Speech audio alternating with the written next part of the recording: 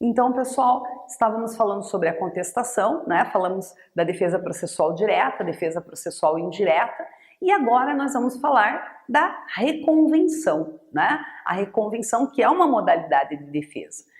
E, primeiramente, o que tem que ficar muito claro para a gente é que a reconvenção, ela é uma característica marcante do procedimento comum, não é? Bom, a reconvenção, ela é, na realidade, eu costumo dizer, ela é uma virada de mesa. A reconvenção é um contra-ataque, né? É um contra-ataque do réu para com o autor, né? Então nós temos lá, numa petição inicial, polo ativo autor, polo passivo réu. Na reconvenção, a gente tem uma virada de mesa, é um contra-ataque, porque na reconvenção eu tenho o réu contra o autor, né? Então, para contra-atacar, o réu ele pode propor a reconvenção contra o autor deduzindo uma pretensão própria, né? Na reconvenção, o réu tem a possibilidade de deduzir uma pretensão própria, claro, pessoal, desde que haja conexão com a ação principal, né? Tem que haver essa conexão, né? Com a ação principal e a reconvenção, ou com o fundamento da defesa, que é o que está previsto lá no artigo 343 do Código de Processo Civil. E claro, desde que seja da competência do mesmo juiz, né? E permita o mesmo rito processual. Óbvio, se você vai reconvir, né? Tem que ser da competência do mesmo juiz, tem que haver conexão e a reconvenção é uma virada de mesa, é um contra-ataque, né? Na reconvenção, o réu passa a ser o reconvinte e o autor passa a ser o reconvindo. Então a gente tem aí essa virada de mesa, esse contra-ataque no âmbito da contestação, tá, pessoal? Na reconvenção, pessoal, nesse contra-ataque, né, que acontece no próprio corpo da contestação, como nós estamos vendo aqui, na reconvenção, o autor ele não é citado. Claro, ele não é citado porque já existe um processo, já existe toda a ciência, né, do réu, que na reconvenção vai ser o reconvinte, então ele não é citado, mas sim ele é intimado, né? Então ele é intimado na pessoa do seu advogado, claro, para apresentar uma resposta à reconvenção no prazo de 15 dias. Às vezes, estudar a reconvenção parece assim um pouco confuso, né? Porque você tem que entender que o autor, que é o autor lá na petição inicial, na reconvenção, ele é reconvindo, né? Ele está no polo passivo. Mas não é difícil de entender. Imagine que você tem uma petição inicial, você tem alguém no polo ativo, que é o autor, no polo passivo réu, e na reconvenção você tem uma virada de mesa, um contra-ataque, né? Um checkmate no corpo da própria contestação. Só que na contestação, na reconvenção, você vai ter quem? Você vai ter o réu como reconvinte e o autor como reconvindo. Então, obviamente, por isso ele é intimado, né? O reconvindo, que é o autor na inicial, ele é intimado, na realidade, por meio do seu advogado, no corpo do processo, para que ele, então, se manifeste apresentando resposta à reconvenção em um prazo de 15 dias, tá? A desistência, é muito importante isso, pessoal. A desistência da ação, né, ou a superveniência de causa que impeça o exame do mérito, não obstaculiza o prosseguimento do processo quanto à reconvenção. Então, quer dizer, mesmo que exista, por exemplo, vamos imaginar o autor desista da ação lá, né, do pleito inicial, mesmo que ele desista, isso não obsta o prosseguimento da reconvenção. Então, é muito importante que isso fique claro para a gente, né? Ou qualquer questão superveniente que impeça o exame de mérito não obstaculiza a continuidade do trâmite da reconvenção e a reconvenção continuará tramitando. E aí eu coloquei, atenção, né, pessoal? Pode haver reconvenção sem contestação. Cuidado! Porque às vezes você pensa, não, é impossível, como é que vai reconvir sem contestar? Não, não, não. Fique muito atento, porque pode sim haver reconvenção sem que haja contestação.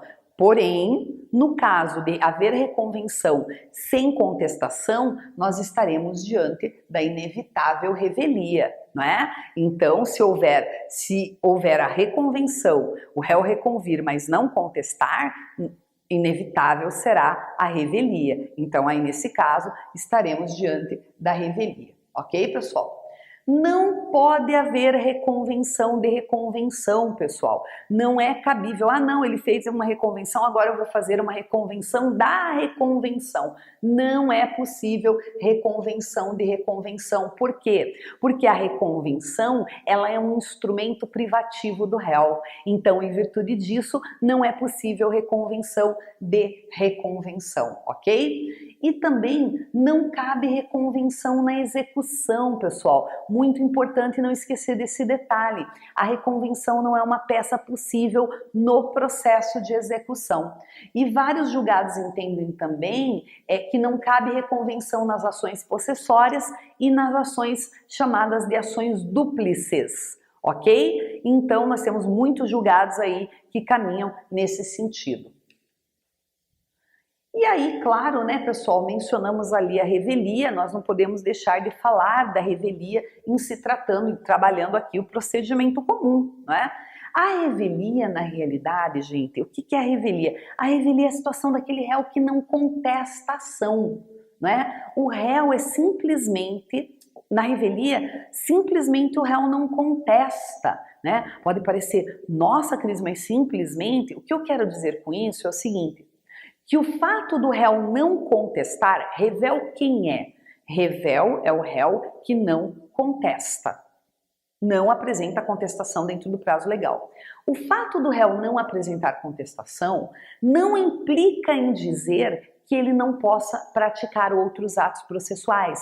É perfeitamente possível que ele pratique outros atos processuais, ainda que ele não tenha contestado. Obviamente que eu não estou aqui minimizando a importância da contestação. É óbvio, já vimos, a contestação, ela concentra todo o princípio da defesa, toda a questão do ônus da impugnação específica, o que não for impugnado na contestação presumir-se-á verdadeiro, mas o objetivo é fazer com que haja compreensão de que o fato de não ter contestado caracteriza a revelia, mas não implica na impossibilidade da prática de outros atos processuais por parte do réu. Né? E não necessariamente a revelia implica em condenação do réu. Não é? Parece que, revel é condenado. Não necessariamente. Não necessariamente a revelia implicará em condenação. Hipóteses em que não se presumem verdadeiras as alegações de fato formuladas pelo autor. Tá aí, né? O artigo 345 trabalha a pluralidade de réus, né? Então, diante da pluralidade de réus, não necessariamente se presumir-se-ão verdadeiras aí as alegações do autor. Litígio versar sobre direitos indisponíveis, né? Petição inicial sem instrumento de prova indispensável ao ato. Então vamos imaginar você ajuiza uma petição inicial, mas na petição inicial você não apresenta um documento indispensável ao ato. Dei o exemplo aqui, uma ação de cobrança, né? Você não apresenta o documento que comprova a existência da dívida? Ora, né? Uma ação de... como já disse, uma ação de execução, você não apresenta o título. Então, claro, né, na execução a gente está diante de uma outra perspectiva, mas é importante que a gente entenda que se o juiz, na petição inicial, não se convencer, né, de fato das argumentações do autor, mesmo diante da revelia do réu, não necessariamente essa revelia implicará em procedência da ação. Então é muito importante que isso fique claro para a gente, né? Porque mesmo assim, mesmo diante da ausência da contestação, o juiz pode identificar que aquela ação não tem base, não tem prova alguma, ela é absolutamente oca, vazia, e não necessariamente ele vai condenar o réu mesmo diante da ausência da contestação. E o artigo 345 traz essa questão com muita clareza, né? Petição inicial sem instrumento de prova indispensável ao ato, né? Alegações inverossímeis ou em contradição, ou se a informação sobre os efeitos da revelia não constar do mandado de citação, né? Então lá no mandado não foi informado que se o réu não se manifestasse em 15 dias ele seria revel. réu preso, né? E o réu citado por edital ou com hora certa, né? Então, nestes casos, pessoal, a contestação a ausência de contestação não necessariamente implicará em revelia. Então eu chamo muita atenção de vocês para o artigo 345, porque ele traz claramente as hipóteses em que não se presumem verdadeiras as alegações de fato formuladas pelo autor, mesmo diante da ausência de contestação, que está lá no 344, a revelia. E aí os efeitos da revelia, né? A revelia tem 3 efeitos principais, né? Inequívocos e incontroversos. Primeiro, a confissão ficta, né? Então, claro, a partir do momento que o réu não contesta, que ele não apresenta a sua defesa, que ele não impugna os fatos trazidos pelo autor na petição inicial, presume-se relativamente a veracidade dos fatos alegados pelo autor. Então, presunção relativa. Se o réu não contestou, presume-se relativamente que sejam verdadeiros os fatos arguidos pelo autor. Segundo ponto, segundo efeito, os prazos correm sem intimação a partir da publicação de cada ato decisório no órgão oficial.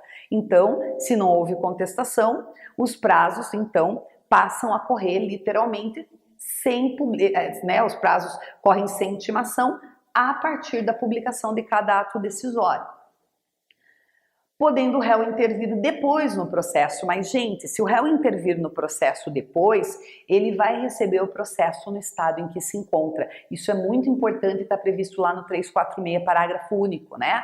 O réu intervindo depois, né, ele vai receber o processo, vai praticar os atos processuais, mas não vamos esquecer, ele receberá o processo no estado em que o processo se encontra. Tá? Isso é muito importante.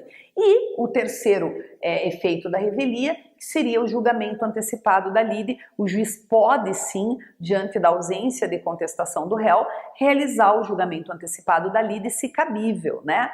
Por exemplo, quando ele realmente...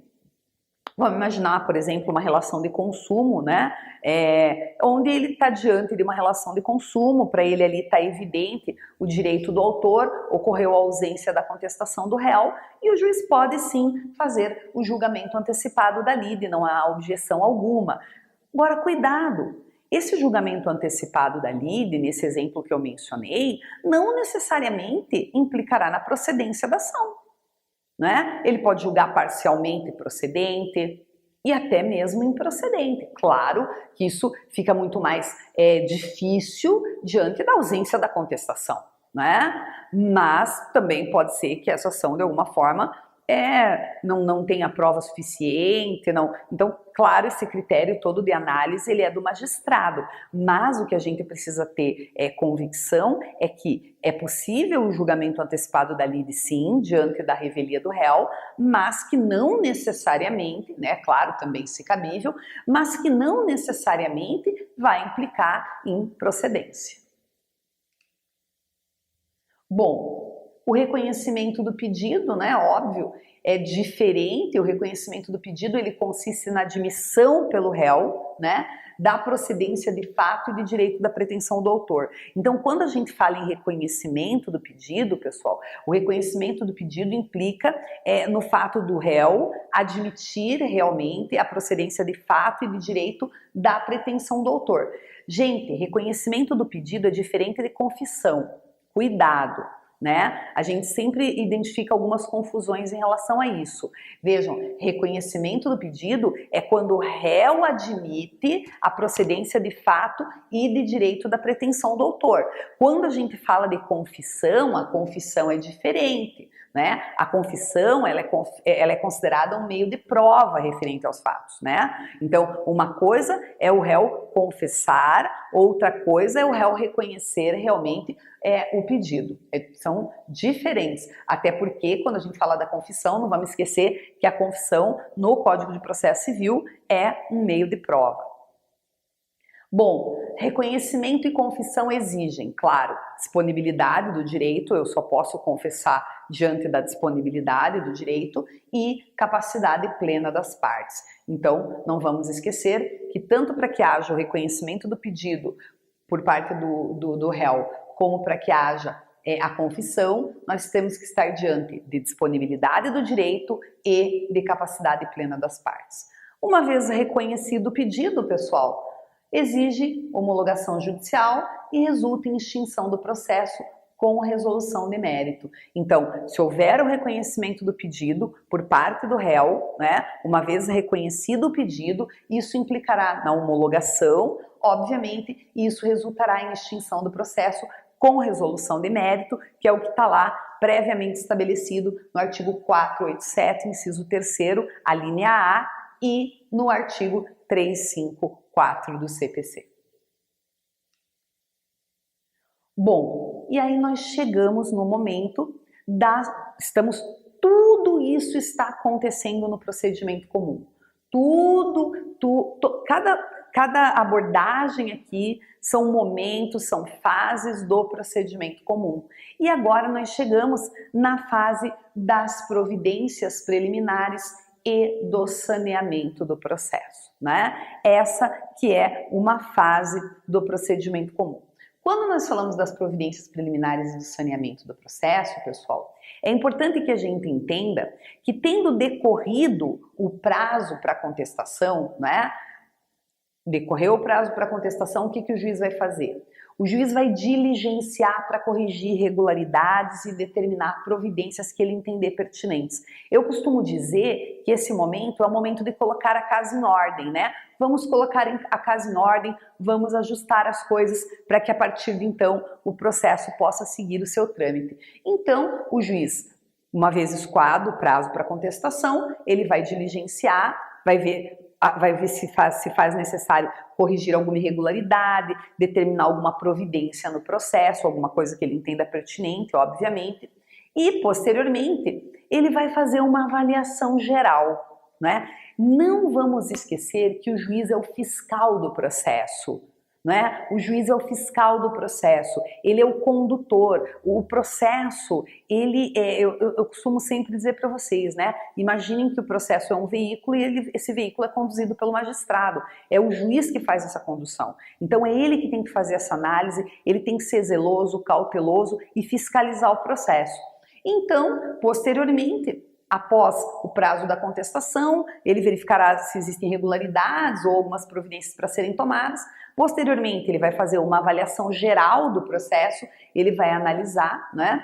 E ao fazer essa avaliação geral do processo, que nós chamamos de julgamento conforme o estado do processo, quando ele chega nesse momento do julgamento conforme o estado do processo, se abrirão 3 caminhos para o juiz, ok? Então, no momento do julgamento conforme o estado do processo, se abrirão 3 caminhos para ele, que eu coloquei aqui para vocês. O primeiro vai estar lá no artigo 354, que qual é? O juiz poderá determinar a extinção do processo. Ele poderá extinguir o processo. No segundo momento, ele poderá fazer o julgamento antecipado do mérito. Não vamos esquecer que o CPC de 2015, né, foi muito expresso em relação a essa possibilidade, né, do julgamento antecipado do mérito, que está lá no artigo 355, e o julgamento antecipado parcial do mérito. Eu chamo a atenção para o julgamento antecipado parcial do mérito, que é uma novidade do CPC de 2015. Por quê? O juiz pode julgar antecipadamente o mérito, formei o meu convencimento, o magistrado pode pensar, meu convencimento está formado, não preciso de mais provas, julgo antecipadamente o mérito.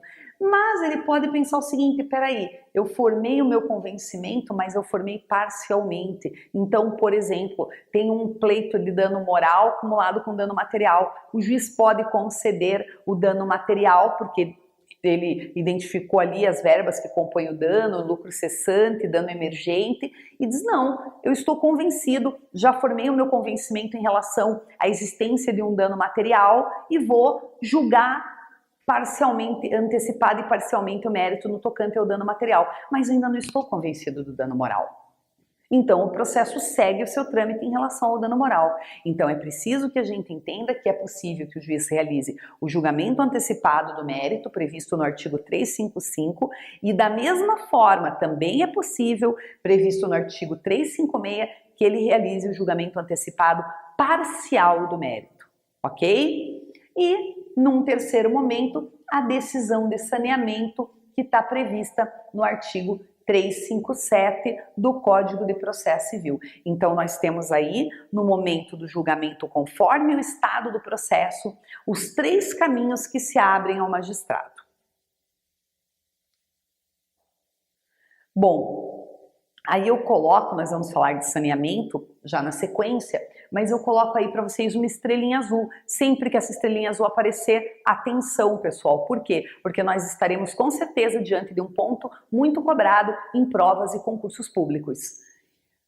Distribuição estática do ônus da prova, né? A distribuição estática do ônus da prova que está prevista lá no artigo 373 do Código de Processo Civil.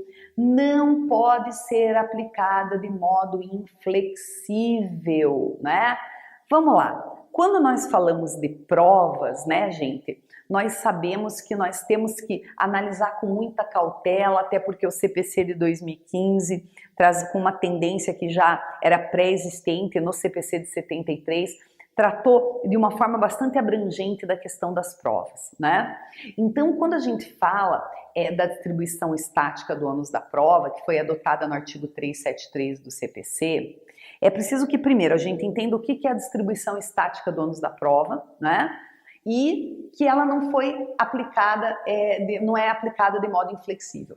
Pessoal, em regra, né? A prova, em regra, cabe a quem alega, né? E em relação ao réu, em relação aos fatos modificativos, extintivos do direito do autor.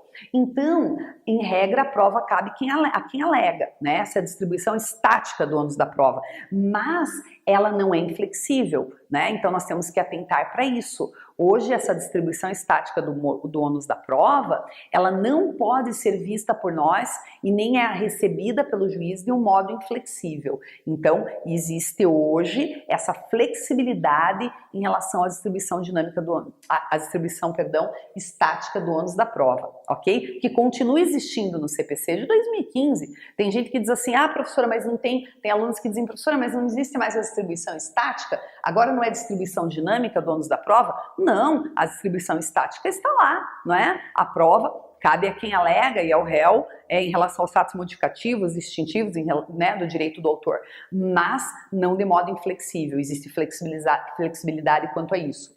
Também em relação à inversão do ônus da prova, também podemos aplicar, o juiz pode aplicar a inversão do ônus da prova, não é? E da mesma forma pode aplicar a distribuição dinâmica do ônus da prova. Sugiro aí muita atenção à distribuição dinâmica do ônus da prova, porque a distribuição dinâmica do ônus da prova, ela está voltada ao seguinte, pessoal, a prova deverá ser produzida por quem tiver melhores condições de produzi-la, não é?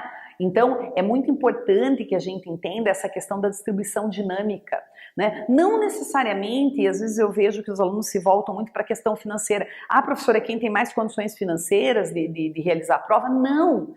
É quem tem mais condições de produzir a prova, né? Essa dinâmica na produção da prova, com o objetivo de quê? De que nós temos um processo mais célere, mais efetivo, né?